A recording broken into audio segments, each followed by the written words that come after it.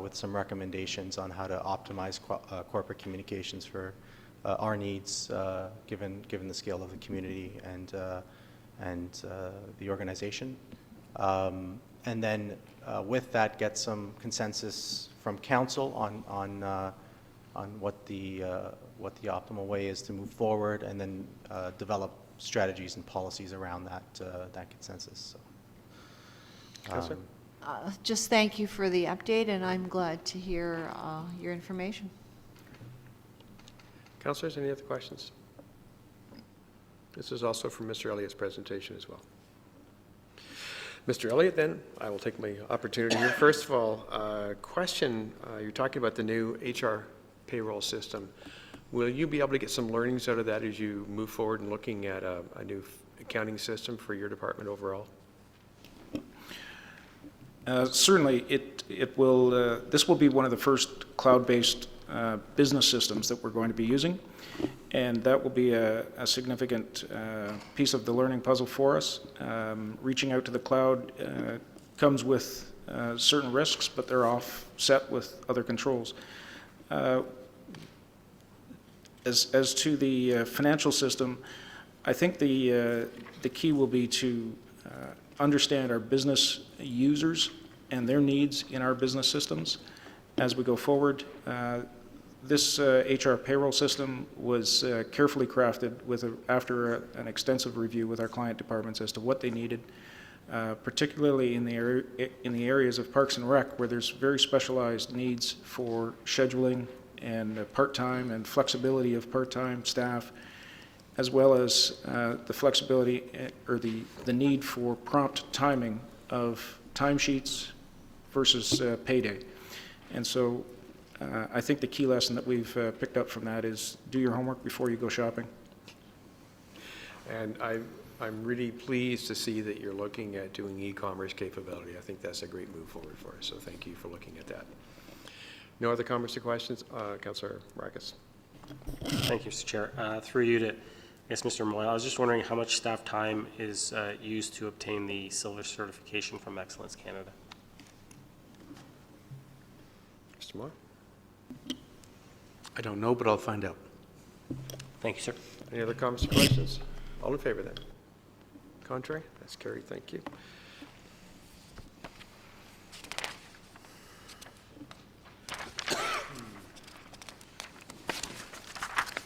Our favorite lawyer, Mr. Marr.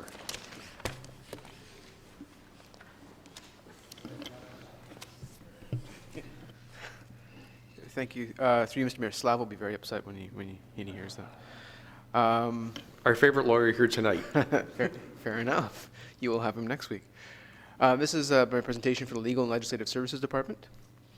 Some of the services we deliver, legal service-wise, are just, again, general legal advice, real estate land development services, which have been especially important and busy this year. Litigation support, we review agreements, all bylaws, and administrative policies. Legislative services deals with insurance, risk management, records management, the elections, council committee secretariat services, a very important one for council, and a new one for 2015, which is civil marriage ceremony services. Procurement services is also part of our department, and it oversees town's procurement process and manages the town's procurement functions across the organization, providing advice where required. For 2015, we had a number of, I think, key achievements. We did successfully manage litigation regarding the former YCDSB property on Mavernack Boulevard, and we did attend to the completion of the acquisition of that property. We successfully initiated civil marriage wedding ceremonies with the assistance and approval of council in 2015, and they're currently being performed by the town clerk and deputy clerk, and it's nice to see not just have council meetings be happy, but also have weddings in the council chambers be happy as well. Phase 3 of the town's record information management program is also complete for 2015. Phase 4, which is the implementation of the system, is scheduled to begin at the end of 2015, and we'll see that roll out through 2016. Council in this past year has approved new notice provision policies and accountability and transparency policies, highlighting our accountability and transparency goals for council. As well, as part of the town's insurance and risk management program, the town has now achieved a 100% success rate in the recovery of damages or costs from third parties who cause damage to town infrastructure. So those are the unfortunate people who end up, say, for example, running into town streetlights poles or whatever it may be and damaging town infrastructure and staff have to go back out and fix it, we get recovery from the insurance companies for those drivers. And that's just one particular example. We've been working together with IES to make sure that we've got 100% recovery this year. We have also successfully assisted other town departments with negotiation, acquisition, disposition of different pieces of property, for example, along Eric T. Smith Way, and as Mr. Downey mentioned, part of the former Hallmark property. We have completed a review of staff council needs for a new e-agenda system. We intend to go out with a new RFP for issuance at the end of 2015. And so I thank you again, Council, for your input on that. It will help us drive, hopefully, a more responsive and robust e-agenda system. We have successfully completed post-election processes from 2014, and that's a big thing. People think the election ends in December 1st or October 25th or 26th, as was last year. It continues on into the new year as we appoint new members to the advisory and ad hoc committees. So I think it was a very good onboarding that we had this year, and I think that's to be commended, and that was a good achievement for 2015. Work plan for the new municipal code is complete, and we are beginning the cleanup of town bylaws, a thankless in-house task that we're getting assistance with building and bylaw services. We also have cleaned up nearly all of our town's procurement procedures and templates during 2015, which were in need of a definite update, and will be completed all in 2016, but we've done an almost complete review and updating for 2015. We completed responses to provincial government for municipal legislation review, and provincial government seemed to be very busy this year with that, and we had responses back with council approval for both the Municipal Act, Municipal Conflict of Interest Act, and also the Municipal Elections Act. And we have successfully managed the subdivision agreement approval process for the 2C development. Again, that was fairly key, and it actually has brought in, as far as I believe, record revenues for our planning and development side in our legal services department. We're looking at over $80,000 worth of revenues for this fiscal year. For 2016, we want to continue on the town bylaw review with the municipal code being the ultimate goal. We do need to clean up the Temperance Street parking lot ownership situation, and we also are looking at the eastern portion of the Victoria Street parking lot as development is scheduled to commence there in 2016. And we will be completing the town-owned land index, which has been a very fluid target this year. We will be completing that in actually Q1 of 2016. Our document records management plan will be moving into phase 4 and complete by the end of 2016, and we'll have a new e-agenda system that I'm sure you'll all enjoy for 2016 as well. We'll continue updating our corporate and statutory policies, finishing off with the real estate policy and the delegation policy in 2016. And we're doing the usual operational items, making sure that we have document precedents up to date to manage risk. We're monitoring litigation, administrative tribunal proceedings, including OMB. And we're looking to continue standardizing bid documents and developing procurement policies. And as I mentioned to council last year, we are proceeding with an eye to a procurement audit for 2016. And that is my presentation for the Legal and Legislative Services Department. Thank you, Mr. Marr. A motion to receive Mr. Marr's presentation, please. Councillor Tom, thank you. Councillor Kim. Comments or questions for Mr. Marr, please? Councillor Gardner. Through Mr. Mayor to Mr. Marr. Mr. Mayor, what is a procurement audit? Through you, Mr. Mayor. Procurement audit would look at the whole procurement process from the initial identification of procurement or something, a good or service that's needed, right up into the payment of the eventual contract. And so what we would be looking at is making sure that our processes are sound, making sure that there's compliance, and making sure that staff have the resources and are getting the support that they need as part of that audit. Councillor. Thank you. The procurement bylaw was updated in maybe 2012. So am I correct on that? Through you, Mr. Mayor? Through you, Mr. Mayor, it was updated in 2013. 2013. So that would have been a first step, or are we going to be relooking at that? Through you, Mr. Mayor, I think that's the first step that brought us up to date. The old one was several years.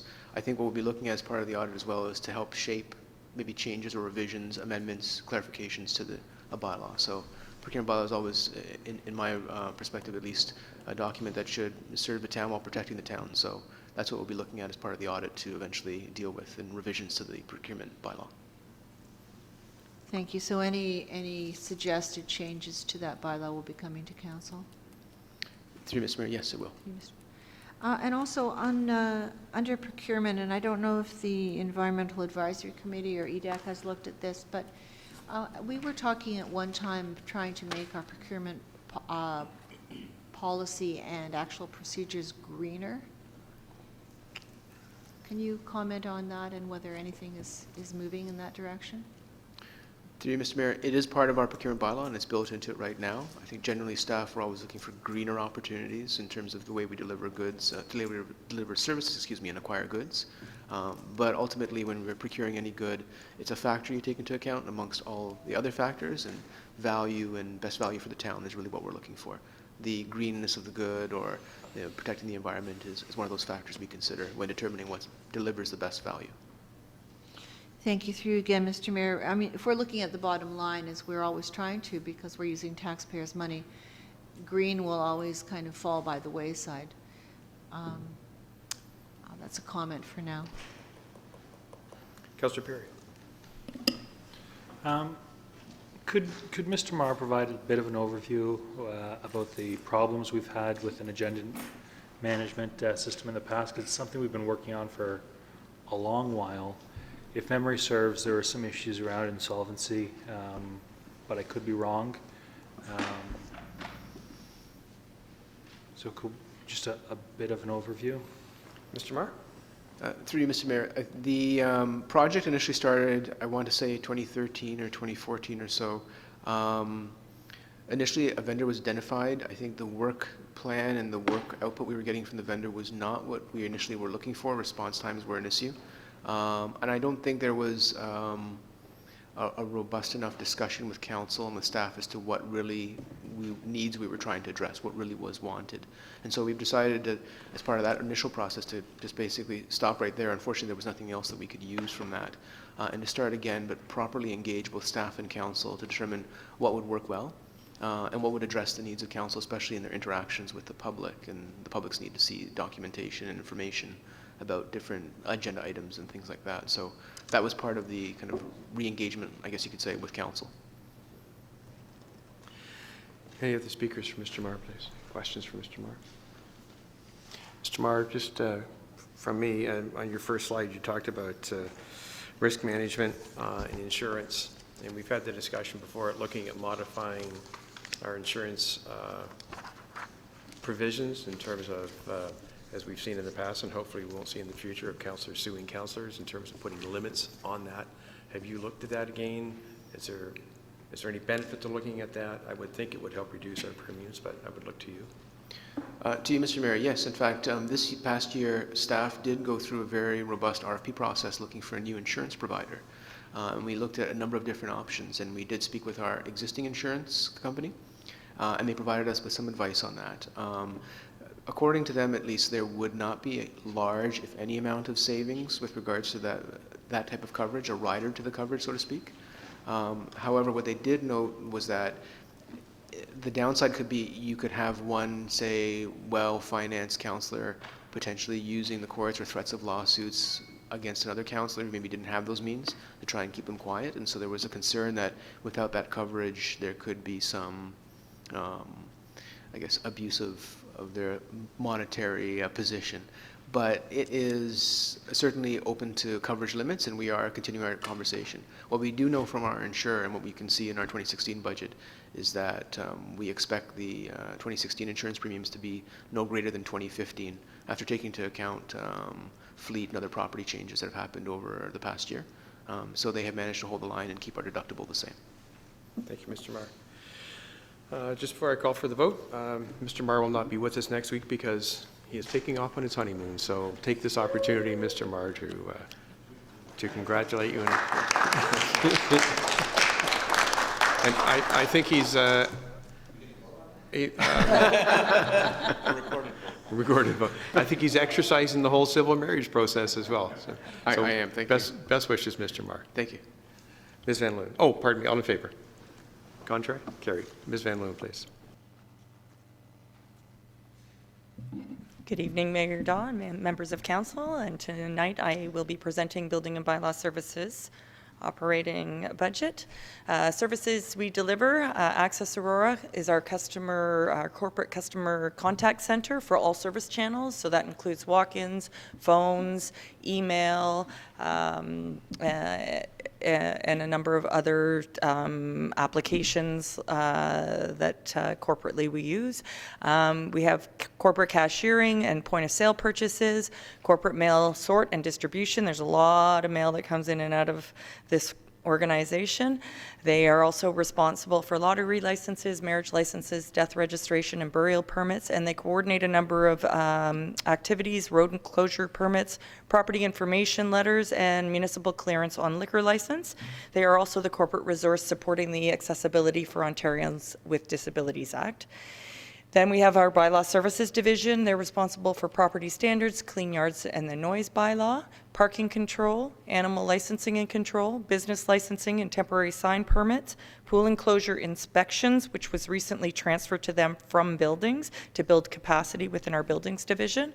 And they provide overall enforcement support for other departments such as parks and IES. In our building division, we're responsible for Ontario Building Code plan review and inspections, zoning bylaw administration and interpretation, our REP and Green Path programs. These are expedited permit programs for homeowners, and they are also responsible for permanent sign permits, pool enclosure permits, and fill permits. 2015 achievements include the review of our temporary and permanent sign bylaw that was before council recently and will be coming forward in the new year with recommendations. We have been actively participating in the comprehensive zoning bylaw review with our partners in planning and had some very good work done there this year. Lots of great discussion. We have reviewed our corporate mail process and recommendations will be forthcoming with respect to process improvements. We did a fire service process improvement review and are working through some final recommendations in that regard. And you know, of course, that's with CYFS, and they are employers with the town of Newmarket. So we've been working with Newmarket Buildings Department and Fire Services and our building department to work through those process improvements. Implementation of building code accessibility requirements. So there was numerous amendments to the building code again this year with respect to accessibility, and that's a fallout of AODA legislation. Implementation of a source protection plan for building permits, and this is a fallout of the Clean Water Act and Walkerton. So there are particular uses where when they come in for building permits, there is an approval that's required from the region if they're in a wellhead protected zone. So we have been working with the region on the implementation of that program. This source protection plan was approved in January of this year and became effective July 1st. Development of a septic maintenance program as mandated in the building code. This was also as a result of Walkerton and the Clean Water Act. So we have worked through the program. The program implementation is set for next year. And development and expansion of a parking permit program, which you will see a report in the very near future with respect to that parking permit program. We've increased bylaw community and stakeholder involvement in education. So we have gone and done more active patrols in our parks, albeit there was a situation that was not very pleasant, but we have done increased patrols in our parks. We've done numerous blitzes with the taxi industry, so we've had our bylaw officers out on the roads till 2 a.m. Saturday evenings and dealing with some of the enforcement issues that we've heard through the industry. Over the years, we've partnered with the schools during the onset of the school year just to deal with some traffic concerns and safety concerns as kids are getting back to school and there's ongoing sort of traffic safety issues. And this year we are initiating a Toys for Tickets as we kick off our winter restriction parking program for the first 2 weeks of the restriction. So from November 15th to November 30th, if somebody chooses to donate a toy, we will cancel their ticket, and those toys will be donated. And we will be sending council a memo in the very near future outlining that program. We continue to expand Access Aurora with town event promotion and ticket sales, and that was very successful this year. Civil ceremony implementation, so working with the clerk's department, and incident tracking and response for snow-related issues, and we worked very closely with IES during the last winter season. Accessibility initiatives in support of our multi-year plan and AODA include audible pedestrian signals and tactile warning plates at various intersections, town hall wayfinding, so this is signage within town hall as an accessibility initiative, and Pan Am game support. We did purchase an accessible lift for the town. We utilized it during the Pan Am games, and since then we've been renting it to other municipalities to recover some of those costs. And I cannot go without saying this, permits. We're approaching a record-breaking year. The only year that came even close to this year in terms of building permits was in 2003. And this year, to date, we have issued 2,200 permits, which is probably about 100% more than we normally do. In terms of new houses, we've issued about 750, and we have numerous applications in the system right now. 2016 strategic advancements. So we're looking at developing a customer experience plan, and this is in support of Excellence Matters and is required to achieve our civil certification. Implementation of the fire service process improvements. We're looking at online services, pet licensing, and parking permit program.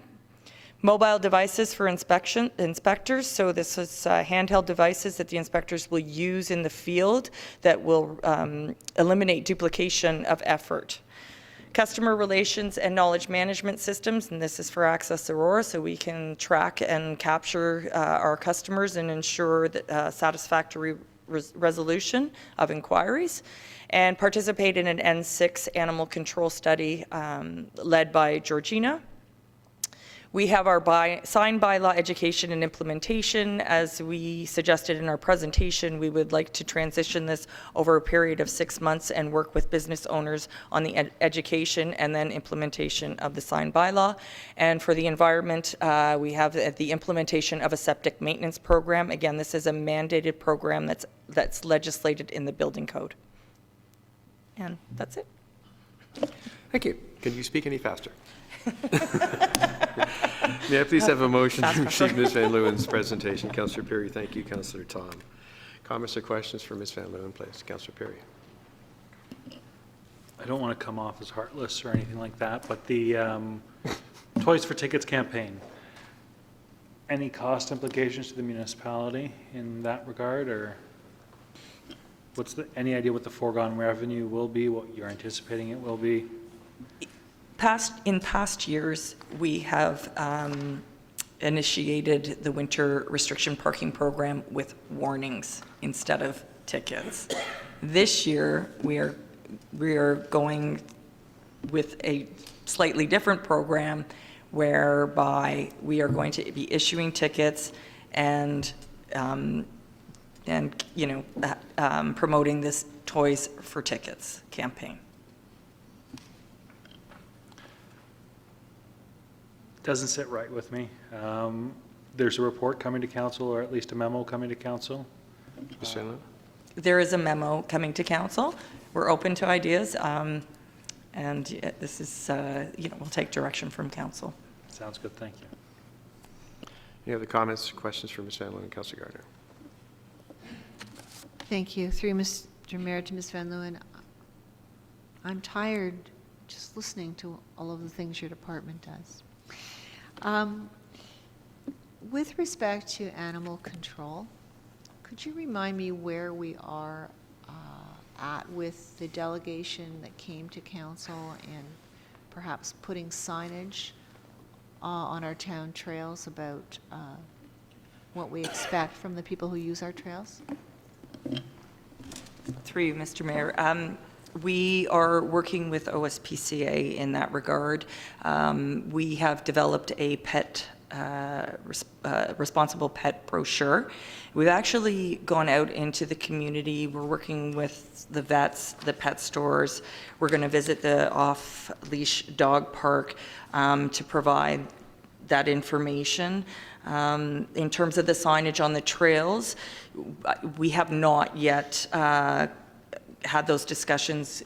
I would have to speak with Mr. Downey in terms of what type of signage we would like to place out there and the costs of installing those signs. So those discussions haven't happened yet. You will see in the budget before you tonight that we are requesting an increase in our animal control operating budget of $10,000 to do some additional patrolling, some of these additional initiatives to address the individual's concern.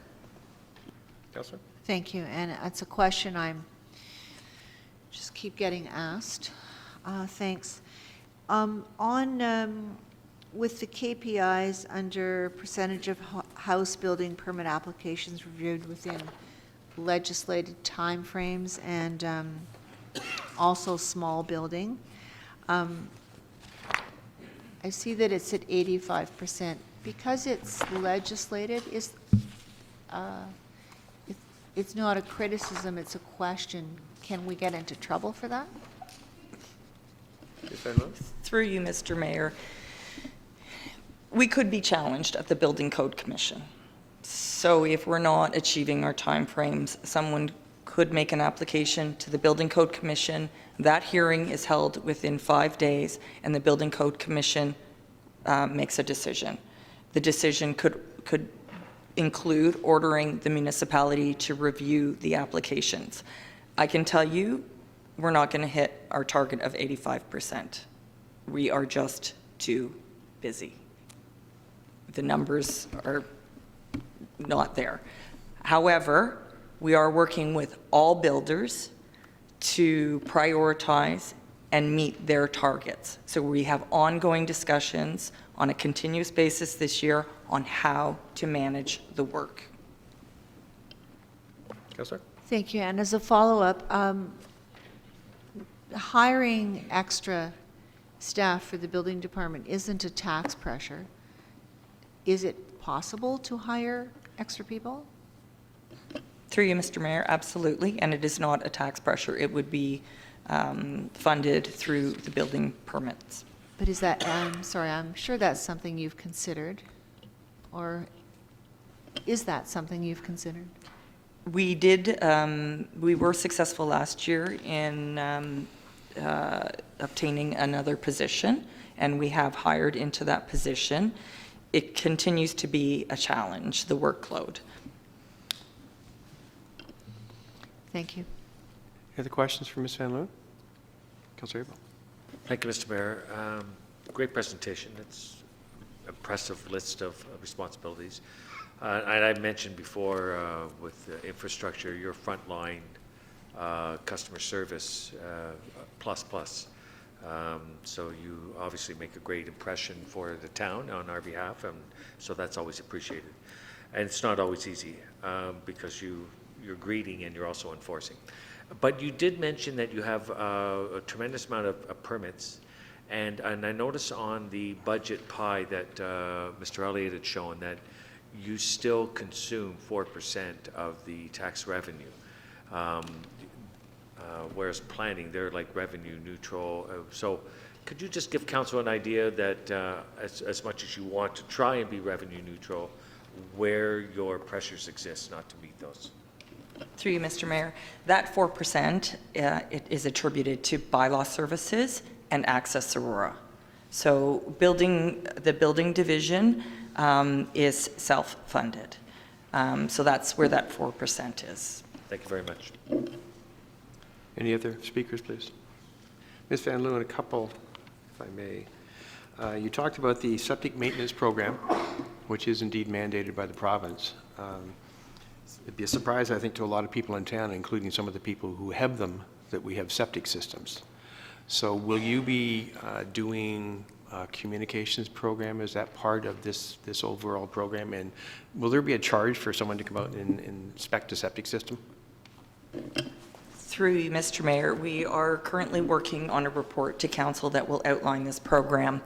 There are two options that we could consider, one being that we do the inspections ourselves, and the second being that the program would require the property owners to retain a third-party certifier to undertake to do that work. They would have to submit those documents to the town. We would do a review and make a decision on whether or not the septic system is performing its intended function, and there's no signs of failure.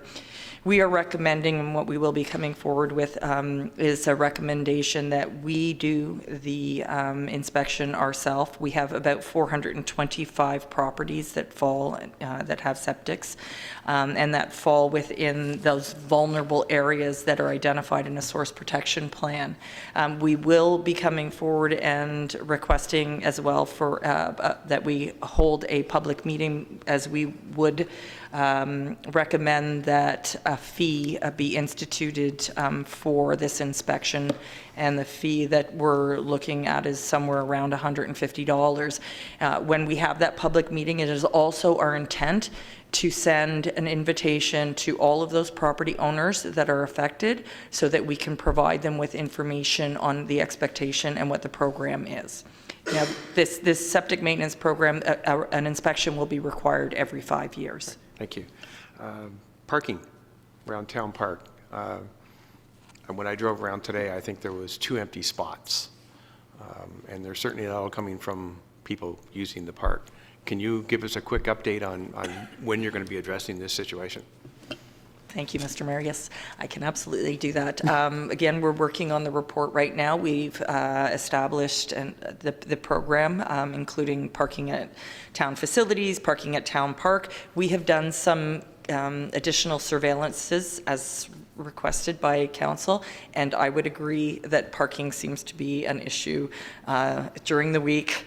And we have commuters parking there, as we have witnessed people walking from the GO station and getting in their cars. At the times that we've witnessed, it's been around 50 people coming out and getting in their cars and driving away. So part of the parking permit program, we're going to recommend a limitation, a 3-hour limit, Monday to Friday, during the workday. And there, again, there'll be lots of advertising and notes on cars in the parking lot and all that good stuff. Through you, Mr. Mayor, absolutely. We're going to need to do a bit of a transition education program. Great. And my last comment was, I'm very much in favor of the, pay attention here, Councillor Perry, this is for you. I'm very much in favor of the toys for tickets. I think it's a great idea. And if you get an extra teddy bear, I would appreciate consideration, because someone kidnapped a teddy bear out of my office, a special one that I got, Councillor Abel, actually at Carrie's place. Yeah. So it was my Carrie bear. Someone kidnapped it. I've got a ransom note and everything. So if you find I know it's sad, it's horrible. Then the next thing I got was the envelope with an appendage. So just saying. So if you find an extra teddy bear, you know, if there's not a worthy child out there, I would appreciate it. If there's no further comments or questions, all in favor, please. Nobody's in favor of Ms. Van Leeuwen's report? Contrary, that's carried. Don't go to the region, is all I have to say. I go to the region, I come back, things are missing. Mr. Ramuno, last but certainly not least.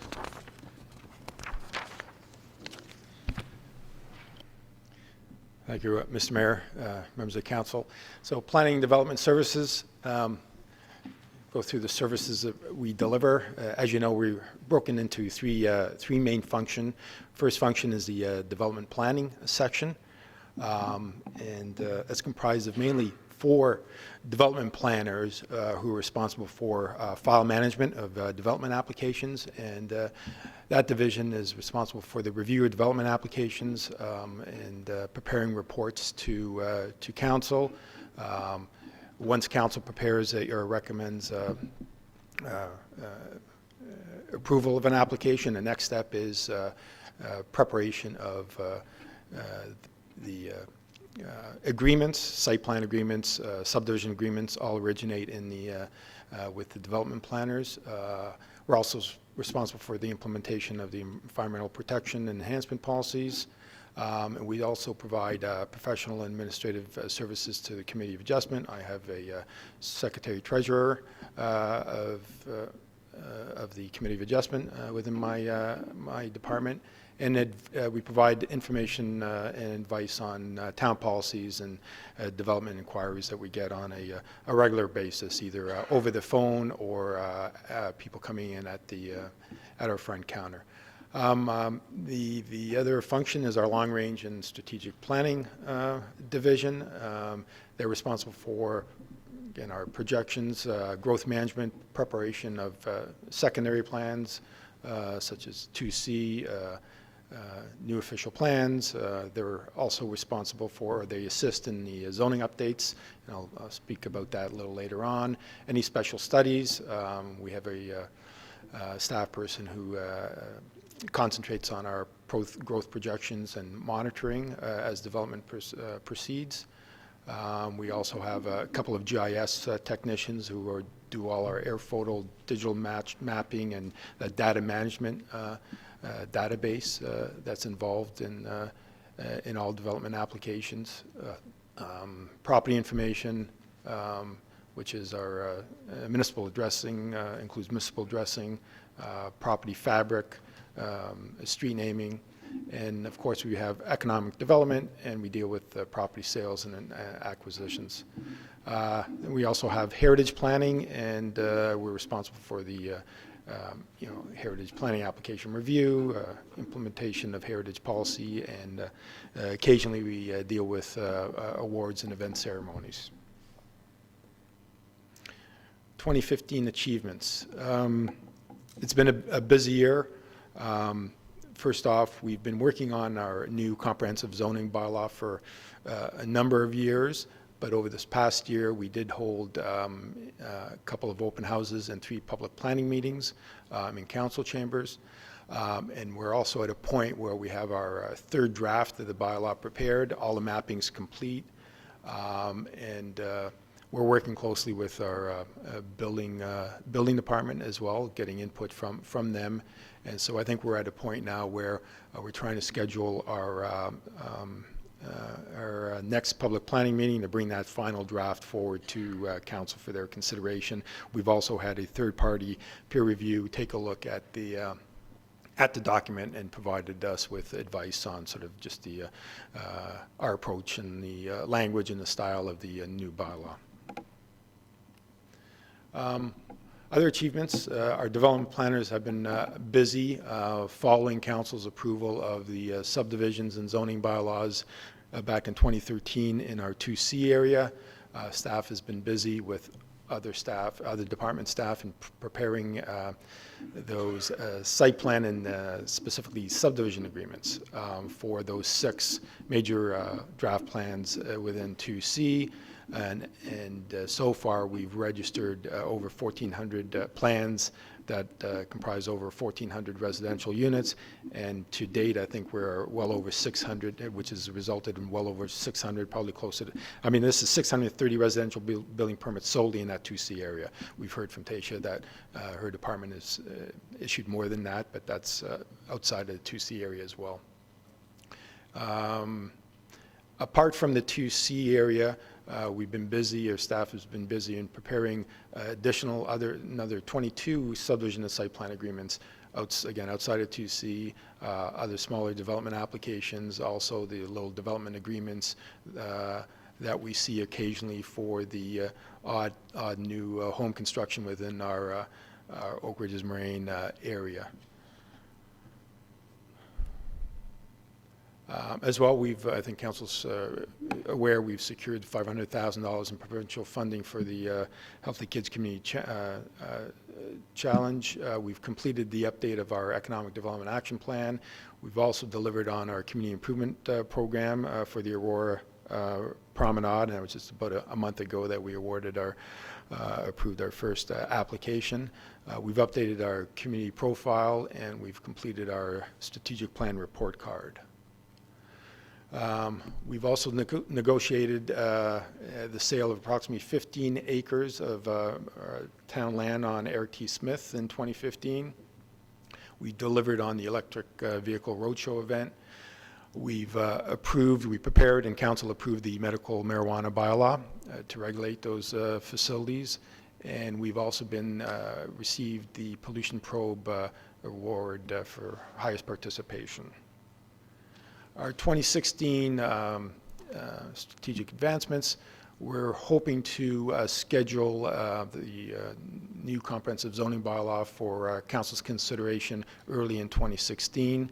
And we're also hoping to, subject to council's direction, commence our update of our new official plan.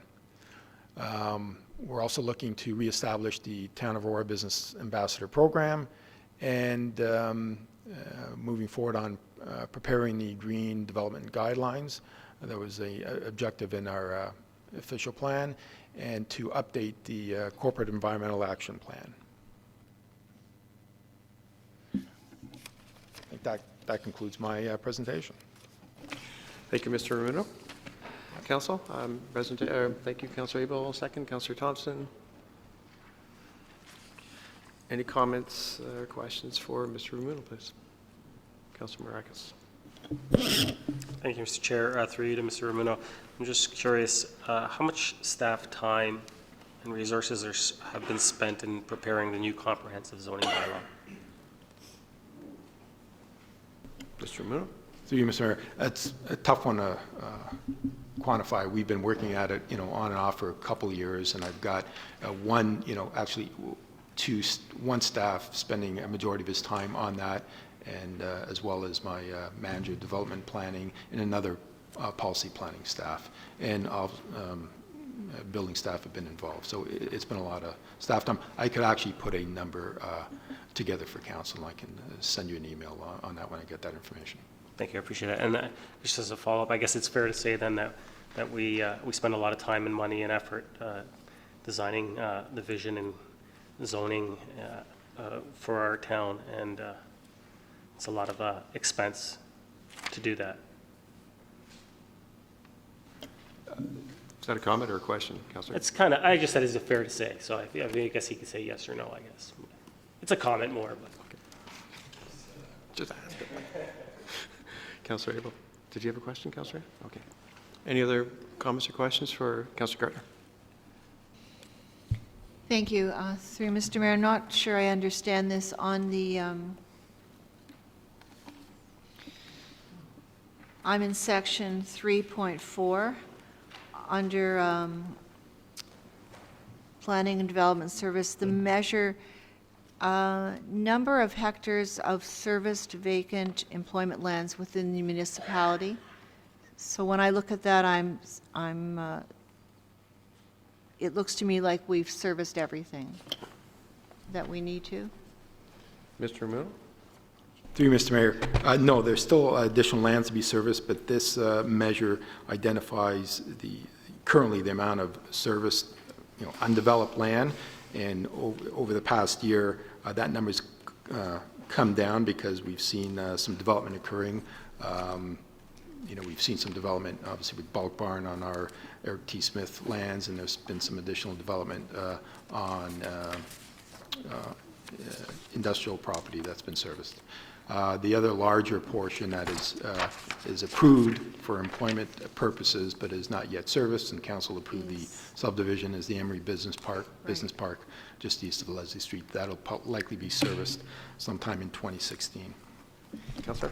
Thank you. The reason it caught my eye was that the figure for 2014, 15, and 16 is 85.91 hectares of serviced vacant employment lands. I was just wondering, why would it stay the same for 2016? Through you, Mr. Mayor, I don't think that at this point, again, it's really just a guess that we don't think that we're not aware of any additional development occurring on some of the employment lands on larger tracts within 16. We'll certainly see a good portion of it serviced, but where we actually see development occurring, there will be some we're hoping along Eric T. Smith. Councillor? Thank you. And I think I must not be understanding this. It says percentage of 2031 intensification target constructed to date. it says 2015, 33%, and 2016, 33%. Does that mean an additional? It was 30% in 2014. So does that, could you explain to me what that means? Mr. Through you, Ramon? Mr. Mayor, no, that has gone from 30% to 33%. So I thought that we were going to be, okay, so this is employment lands, or is this residential lands, or Could is you, this both? Counselor, excuse me, could you give us a page reference? Just so we Yes, can Follow the bouncing ball?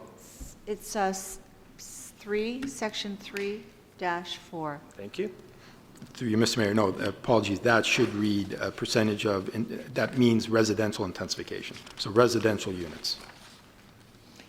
Yeah. I was under the impression that we were going to be at build-out by maybe 2018. Is that about right? Through you, Mr. Mayor? Mr. Muno?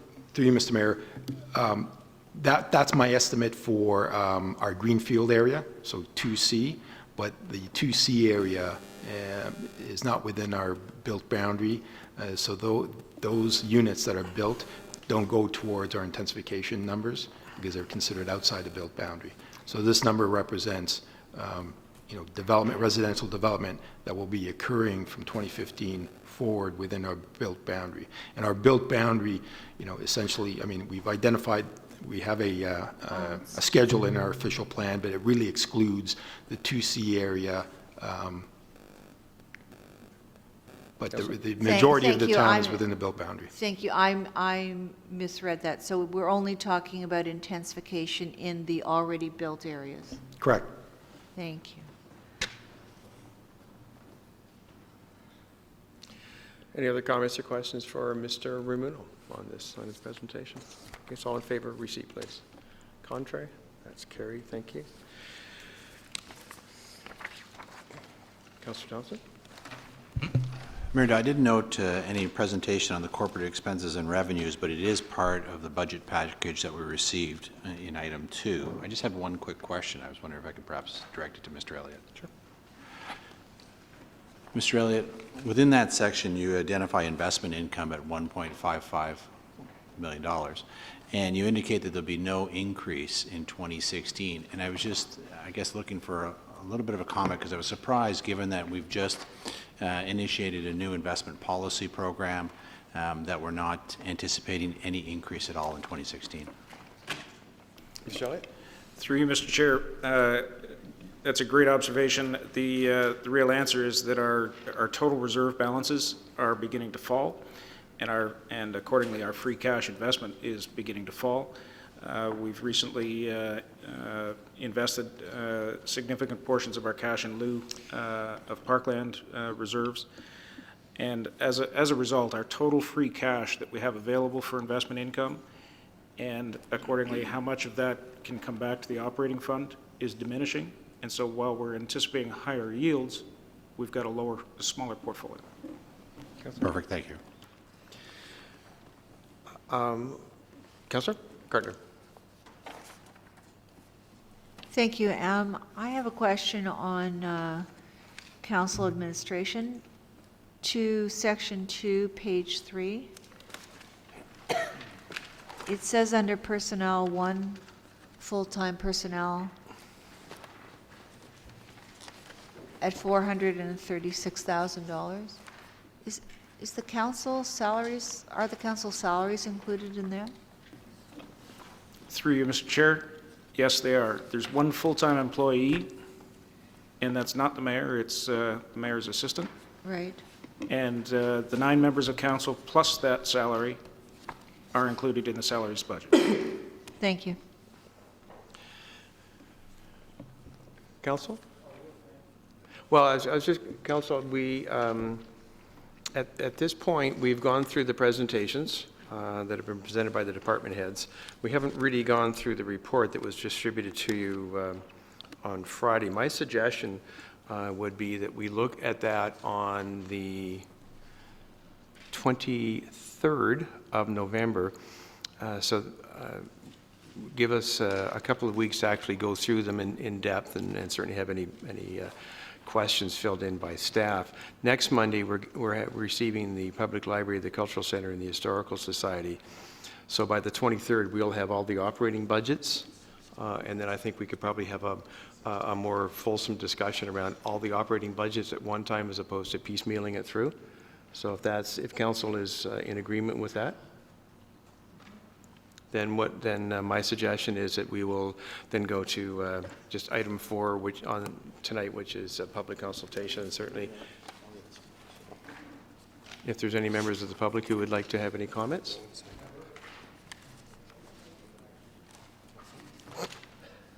If you could give us your name and address, sir. And you have 55 minutes. No, I'm sorry, 5 minutes. Name is Terry Jones. Thank you for the very informative overview tonight. Last year, Director Elliott talked about the treatment of supplemental assessments. If you could refresh my understanding of that and perhaps council's understanding of that, that would be very helpful. We normally don't get into a question and answer with staff. Do you have any other comments, Mr. Jones, at this point? Okay, That's it. thank you. Mr. Elliott. Thank you. Excellent question, and in fact, there has been a subtle change, well, maybe it's not so subtle change in the treatment from 15's budget to 16's budget. During the 2015's budget, we had established a baseline of what our reliance on supplementary revenue would be at $575,000 for the budget, but we did know that they would likely exceed $1 million in reality. We didn't want to factor that into our budget and develop a reliance on that, so we chose to budget at 575. The result of doing it that way is that it de facto created an automatic surplus at the end of the year. And that surplus began to mask other budget variances in the operating departments throughout the corporation. And it was pointed out to me that perhaps it was somewhat misleading, that it didn't tell the whole picture of what was going on in subs. For 2016, as you can see in our budget section, sorry, I'm going to refer you back to consecutive 650 and 647. On 650, we're budgeting the supplementary taxes at $1.1 million, which is $525,000 higher than last year. Follow the bouncing ball. To offset that, because we're trying to reduce our sup reliance from 575 down to 500, on page 6-47, you'll see a $600,000 additional contribution to reserves of excess sup revenue. And so that takes the 1.1 down to the $500,000 net budget for subs. This way, for transparency and accountability, yes, members of council and yes, members of the public, we do have a fairly strong sense of what to expect in the way of supplementaries, but because we don't want that reliance to build into the budget, we are making a special contribution to reserves of that excess amount. I'd be happy to answer any questions on that explanation. It's a good thing it's not complicated. Councillor Thompson. Through you to Mr. Elliott, just a confirmation that our strategy over a period of time is to reduce it, I think it was to 275 or? Mr. Elliott? Off the top of my head, I believe it's 175 long-term. Thank you.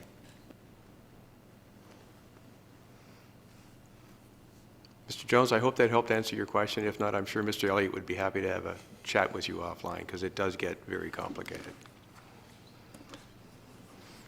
The municipality giveth, the municipality taketh away. Mr. Elliott. Can I have the projector, please? You're going to have to zoom that in or out. Mr. Chair, one of my functions is to report to you any input that we receive through the online budget systems. I know that our online budget tool just closed last week, and we are, it's too early, we're processing that information now.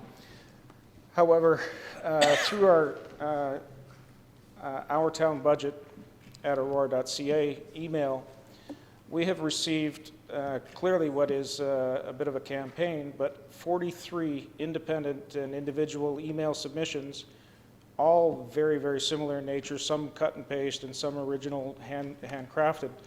But the message is the same. It's all from tennis advocates who are concerned with, and I'll just read this to you, it's a little difficult perhaps on one monitor, with the closure of Glenway Indoor Tennis Facility 3 years ago and now the Timberlane Athletic Club indoor tennis facility, a void has been created in Aurora in regards to recreational space of this nature. The town of Aurora should be an integral force in the creation of an alternative space to fill this void. Filling this recreational need would be in alignment with supporting MP Lois Brown's declaration in Parliament that Aurora will be the most active community in Canada by 2020. The town's solution for the provision of this alternative space could be one that is wholly public or private or a hybrid of the two in nature. A decision in this regard would support the Year of Sport in Aurora.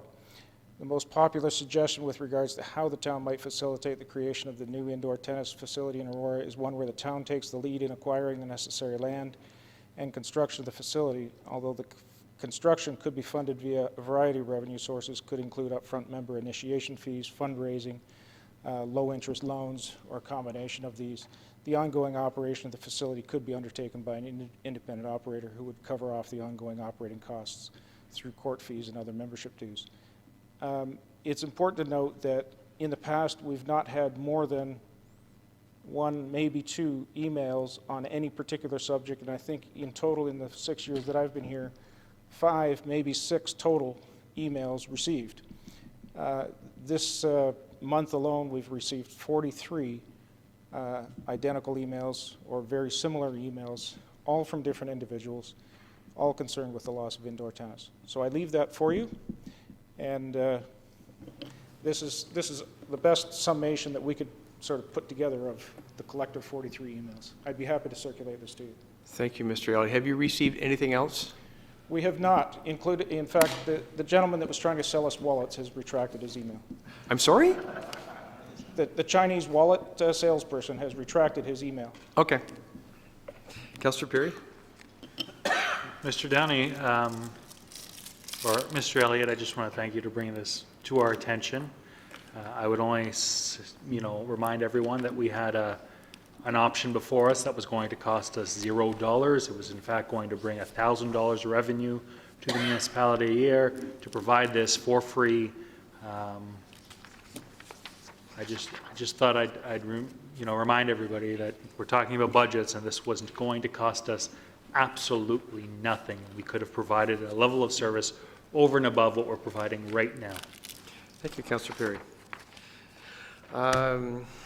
Council, we have concluded all the items. As we will be in continuing this in a couple of weeks, I would be looking for a motion to recess the current meeting.